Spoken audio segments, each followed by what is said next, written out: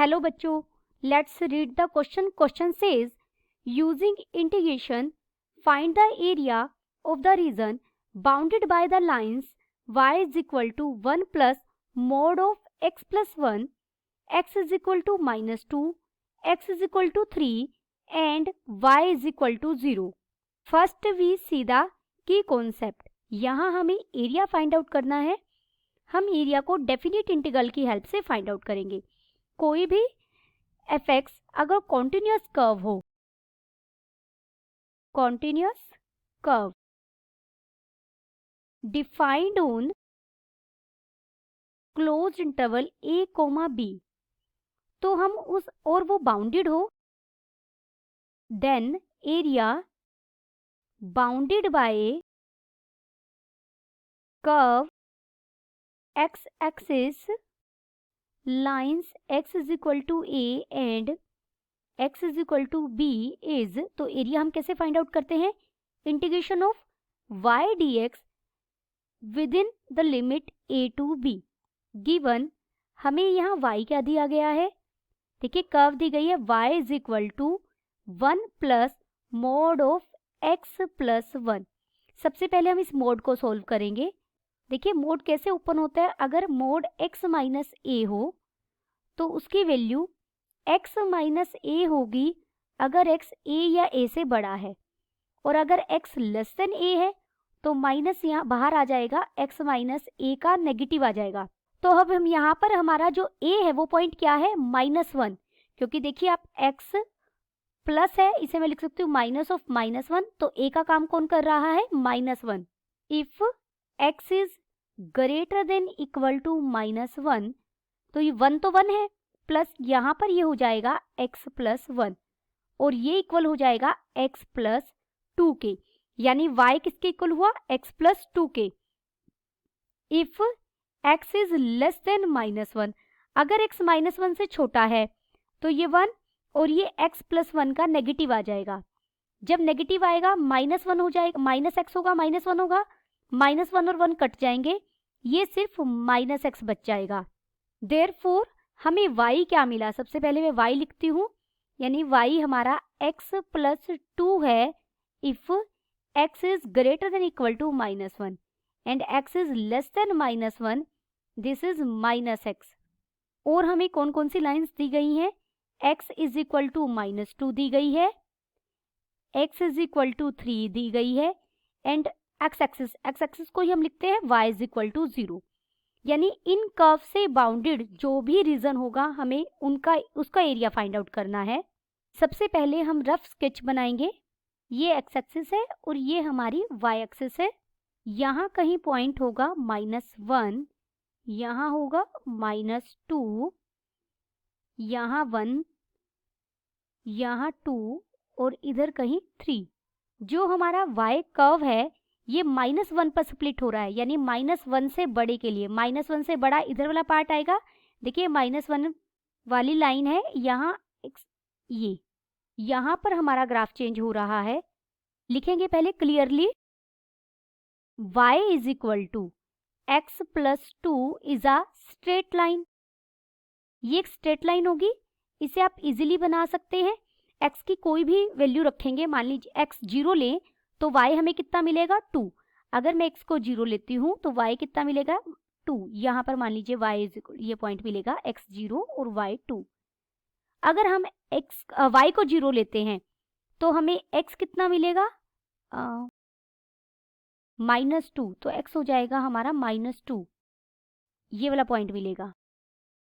अब ये इन दोनों पॉइंट्स को आप एक स्ट्रेट लाइन से मिला दीजिए, तो ये हमारी लाइन आ जाएगी y is equal to x plus 2 के लिए स्ट्रेट लाइन बनी y is equal to x plus 2.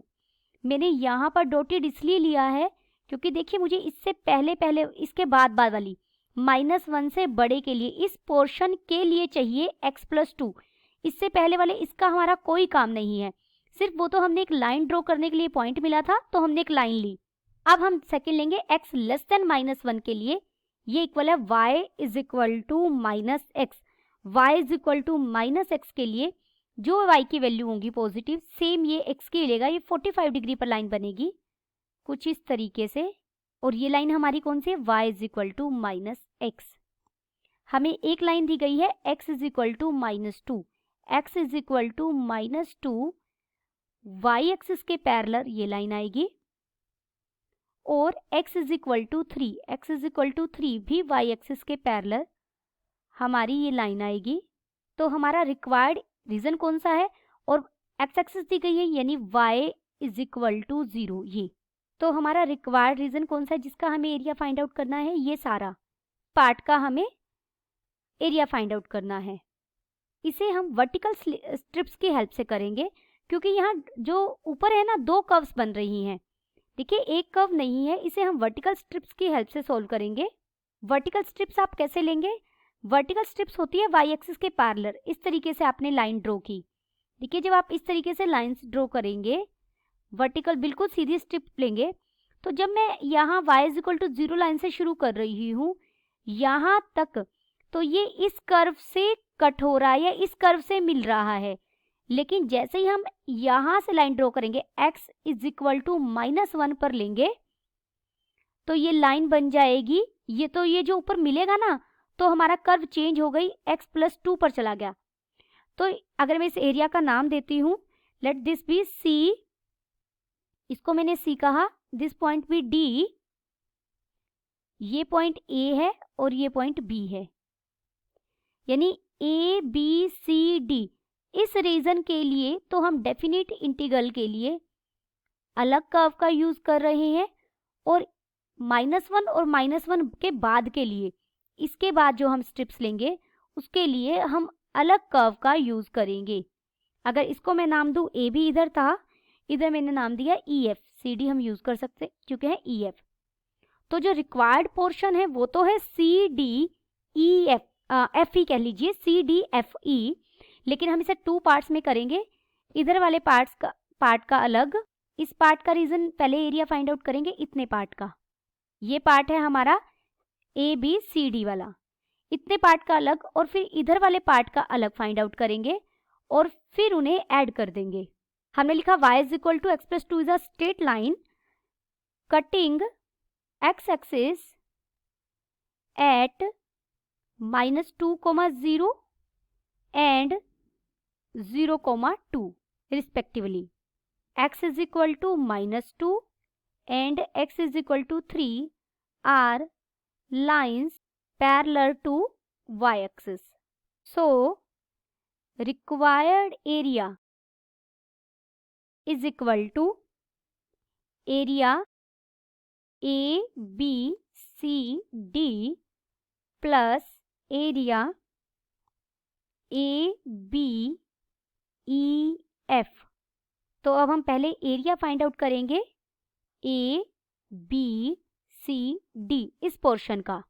देखिए इस एरिया में हर वर्टिकल स्ट्रिप, कोई भी आप वर्टिकल स्ट्रिप डालिए, वो कहाँ किस पॉइंट तक जा रही है, वो कौन सी कर्व तक जा रही है, इस कर्व तक जा रही है। और ये कर्व कौन सी है, y is equal to -x के लिए है, और लोअर एंड क्या है इसका, x एक्सिस है। तो एरिया किसके इक्वल हो जाएगा, जब भी हम वर्टिकल स्ट्रिप्स यूज करते हैं तो हम मोड y dx यूज करते हैं, इंटीग्रेशन ऑफ दिस हो जाएगा, एरिया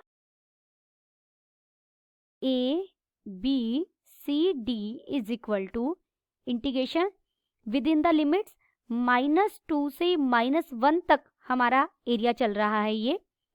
और y क्या है यहाँ पर, y है हमारा -x dx, जो कर्व दी गई है वो -x ही है ना, तो इसे सोल्व करेंगे बन जाएगा -x² by 2 within limit -2 to -1।